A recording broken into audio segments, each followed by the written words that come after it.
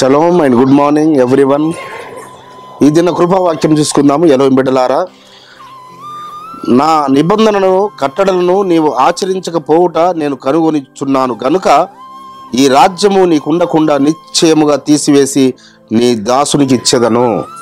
ఎంత భయంకరమైన మాట అనగా బిడ్డలారా, మరి సొలొమోను రాజు యొక్క వైభవం మహా ఉన్నతమైనది. ఆయన లాంటి జ్ఞాని కానీ, ఆయన లాంటి మరి తెలివితేటలు కానీ ఎవరికీ లేవు. కానీ అలాంటి తెలివితేటలు జ్ఞానం కలిగిన రాజు సైతము భార్యలను సంతోషపరచడానికి కొరకు ఆయన పరమతని యొక్క ఆజ్ఞలను వదిలిపెట్టాడు, కట్టడలను వదిలిపెట్టాడు, నియమములను వదిలిపెట్టాడు. ఆయన విగ్రహారాధన, భయంకరమైన విగ్రహారాధన చేశాడు, బలిపీఠాలు కట్టించాడు భార్యలను సంతోషపరచడానికి కొరకు. కాబట్టి పరమ తండ్రి ఉగ్రుడై మరి ప్రేమతో ముందుగా 2 సార్లు దర్శనం ఇస్తాడు. అయినప్పటికీ ఆయన హృదయము, తన మనసు తిరిగిపోయింది.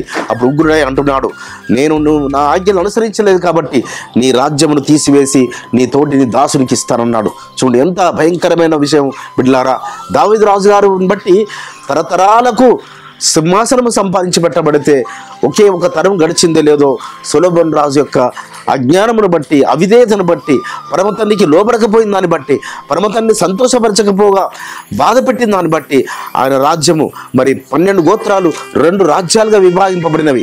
10 గోత్రాలు తన దాసుడికైనా, అనగా తన దగ్గర దాసుడుగా ఉన్న యరొబాముకు పరమతండ్రిని అప్పగించాడు. సొలొమోను రాజు గారి దగ్గర దాసుడుగా ఉన్న అతను 10 గోత్రాలకు రాజు అయితే ఈయన సంతానం 2 గోత్రాలకు మాత్రమే రాజులయ్యారు. కాబట్టి బిడ్డలారా, పరమ తండ్రి మన ఎడల కూడా ప్రేమ చూపించి మనకు ఆశీర్వాదములు ఇస్తున్నాడు, దీవెనలు ఇస్తున్నాడు, మేళ్ళ చేత తృప్తిపరుస్తున్నాడు. మనము అలక్ష్యంగా, నిర్లక్ష్యంగా ఉంటే ఆశీర్వాదములు తీసివేయబడతాయి. కానీ మనం ఆశీర్వాదాలు సంపాదించి పెట్టేవారముగా ఉండాలి. ఆశీర్వాదములు, దీవెనలు స్వతంత్రింప చేసుకోవడమే కాదు, మన పిల్లలకు నేనైతే చాలా మార్లు చెప్తున్నాను, 4 తరాల వరకు మనం సంపాదించి పెట్టేవారము ఉండాలి. 4 తరాల వరకు మనం ఆశీర్వాదములు, దీవెనలు మనం సంపాదించి పెడితే మన పిల్లలు వారు 4 తరాలకు సంపాదిస్తారు. వారి తర్వాత వారి పిల్లలు 4 తరాలు, ఇలా 4 తరాలు 1000 తరాల వరకు ఆశీర్వాదములు కంటిన్యూ అవుతూనే ఉంటాయి. కానీ దావీదు గారిని బట్టి 1000 తరాల వరకు ఆశీర్వాదాలు వచ్చినాయి. సొలొమోనును బట్టి ఆశీర్వాదం కోల్పోవడము, మరి ఆశీర్వాదం కోల్పోవడమే కాకుండా తన దాసునికి ఇవ్వడం జరుగుతుంది. కాబట్టి ఆ విధంగా మనం ఉండకుండా, మనం ఆశీర్వాదాలు అపవాది సంబంధికులకు వెళ్ళకుండా, అపవాది దొంగిలించకుండా మనము ఆయన పిల్లలముగా, పిల్లలముగా ఆయన ఆజ్ఞలను అనుసరించి ఆయన మాటకు లోబడి విధేయులమై ఆశీర్వాదములు, దీవెనలను స్వతంత్రించుకుందాం. అట్టి కృప పరమతండ్రి మనందరికీ అనుగ్రహించును గాక.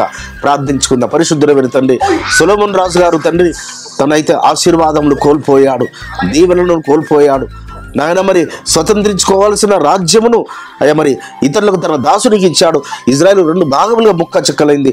కానీ మేము ఆశీర్వాదం సంపాదించి పెట్టి వారు ఉండటకు మీ కృప సహాయం కొరకు వేడుకుంటూ నజరుడైన యెహోవా మెస్సీయ నామమున స్తుతించి ప్రార్థించి వేడుకుంటున్నాం పరమ తండ్రి. మన పరలోకపు తండ్రియో, మన రక్షకును, విమోచకును, నజరేయుడైన యెహోవా మెస్సీయ వారి దివ్య సముఖం నుంచి మీకు, మీ కుటుంబాలకు, మీ వంశాలకు శాంతి, సమాధానం, కృపయు మెండుగా కలుగునుగాక. ఆమేన్.